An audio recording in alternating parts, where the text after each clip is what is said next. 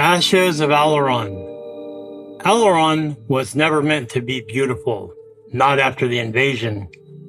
Once its skies had been blue, white, and endless, stretched over silver oceans and cities of glass. Now the clouds were bruised with soot, the air laced and drifted in ash from orbital bombardments that never fully ceased. Entire continents smoldered in silence. The alien banners that had crowned the surviving structures did not flutter. The atmosphere itself felt too exhausted for the wind. Commander Kale watched the ruined capital from a high observation deck. Hands folded behind his back, he was unmoving, a silhouette of rigid control. Tall, lean, armored in matte obsidian plating that reflected nothing, as though the light itself refused him.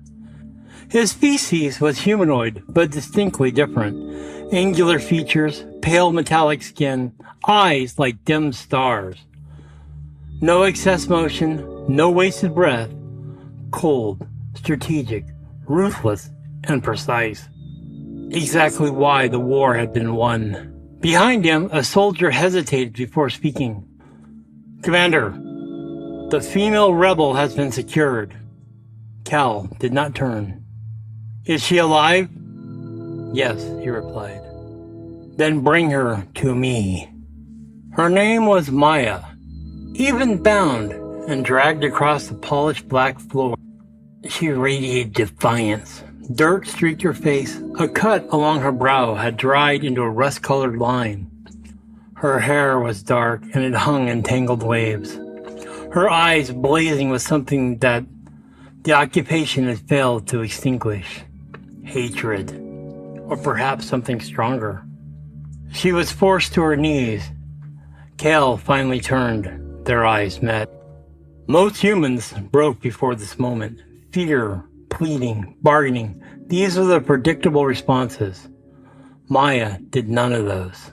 She stared at him as though daring the universe itself to justify its existence. "You led the sabotage on the Eastern Defense Grid," Kel said. His voice was calm, almost quiet.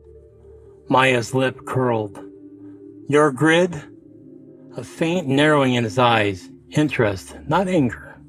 "Aurelion is now under Dominion authority." "Aurelion," she snapped, "is occupied." Silence stretched between them. Kel stepped closer, studying her as though one might examine a volatile experiment. "Are you aware," he said, "that execution is the standard penalty?" "Then stop talking." The soldier behind her shifted uneasily. Kel remained still. Then, no. She expected torture, interrogation, natural extraction, pain. Instead, Maya was imprisoned inside the commander's private sector, a decision that confused everyone except Kale himself. The chamber was stark, but not cruel.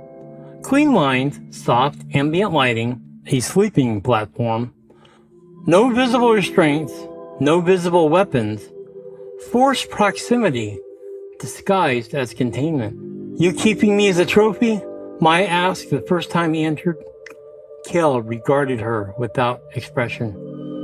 "You are a variable. I am a prisoner. You are unresolved." Maya laughed bitterly. "That's the creepiest thing anyone has ever said to me." He ignored the remark. "You displayed atypical resistance patterns. I hate you, I am aware." After a long silence, Maya asked, "Why am I still alive?" Kale's gaze did not waver. "Because the execution of opposition does not always yield optimal stability." Maya blinked. "You talk like a spreadsheet." "I talk like someone who has already won." Days passed, then weeks. The war outside continued in distant flashes of light, but inside the chamber something stranger unfolded. Arguments, sharp exchanges, unwilling conversations, a constant clash between Maya's fire and Kale's glacial restraint. She refused to be intimidated. He refused to be provoked. Neither could ignore each other. "You're not what I expected," Maya admitted one cycle, seated near the panoramic shield that simulated the devastated skyline. "What did you expect? A monster?" Cal considered this. "And?" She glanced at him, still deciding. He stood beside her, looking outward. "I eradicated 3 planetary defense fleets." "Yeah, I heard. Real charming resume there." "I am," he said flatly. "Simply very efficient." Maya shook her head. "That's not the same thing as being right." And for the first time, Cale hesitated. Right. An illogical human concept, yet her voice lingered in his head. Attraction did not arrive gently. It never does. But in worlds built from tension, it surfaced in glances held too long, in arguments that felt charged rather than hostile. In the dangerous awareness, 2 enemies forced into intimate orbit, Maya noticed the details first. How Cale moved with unnatural precision. How his posture never fractured. How his eyes, though alien, carried an unsettling depth when not locked into combat mode. Cale noticed something else.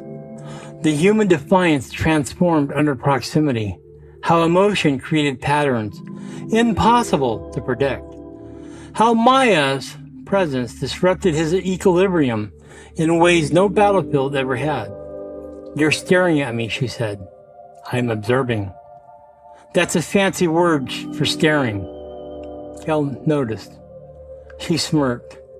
A tiny, involuntary shift passed between them. Cal thought this was dangerous. The bombardment cycle was closer. Explosions ripped across the horizon, visible even through the shielding. Maya stood rigid, fist clenched. "My people are dying out there." "Conflicts persist," Kel replied. "You did this." "Yes." No denial, no apology. Maya spun towards him. "How do you live with that?" "I do not evaluate survival through emotional frameworks." "Well, maybe you should." Her voice cracked with anger, layered over grief. Cal stepped forward. "You assume emotional distress equates moral superiority. And you assume feelings don't matter." A breath. They stood inches apart. Energy thickened, sometimes shifted. Neither retreated. The first touch was not violent. It was inevitable. Silence charged. Trembling restraint. A collision years in the making, despite knowing each other only for weeks. Hatred bending into something far more volatile. Maya's breath hitched. Cale's control, legendary, unbreakable, wavered. Then a kiss. It was fierce, born from conflict rather than tenderness. Desperation rather than softness. A spark igniting dry atmospheres. For once, Cale was not a commander, and Maya was not a prisoner. They were simply 2 beings standing at the edge of something reckless and irreversible. The universe held its breath, and the chamber lights dimmed. Later, in that fragile quiet that follows emotional detonation, reality asserted itself with unexpected absurdity. Maya stared at him. Cale stared back. Biology, as it turned out, was not a trivial obstacle between species, separated by evolution and star systems. "This is complicated," Mara muttered. Cale, ever analytical, in the aftermath of passion, tilted his head slightly.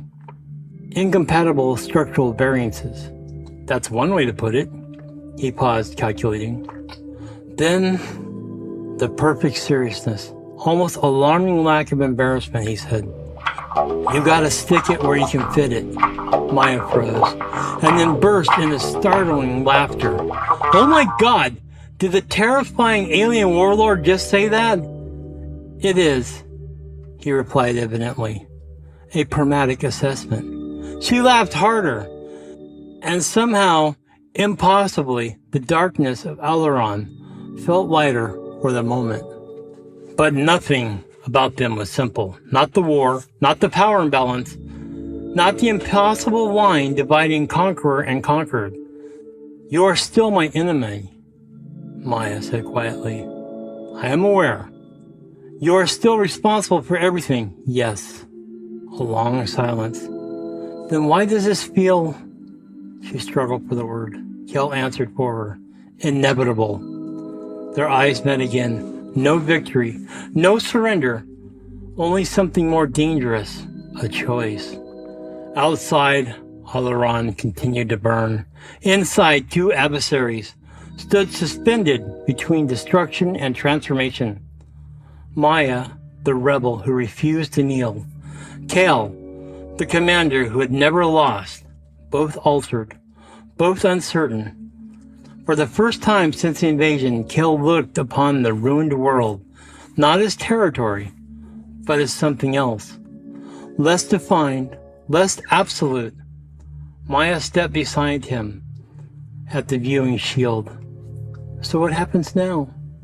Kel did not answer immediately. For once, the future did not present itself as a solved equation. "Unknown," he said. Maya nodded slowly. "Yes," she said. "Welcome to being a human being."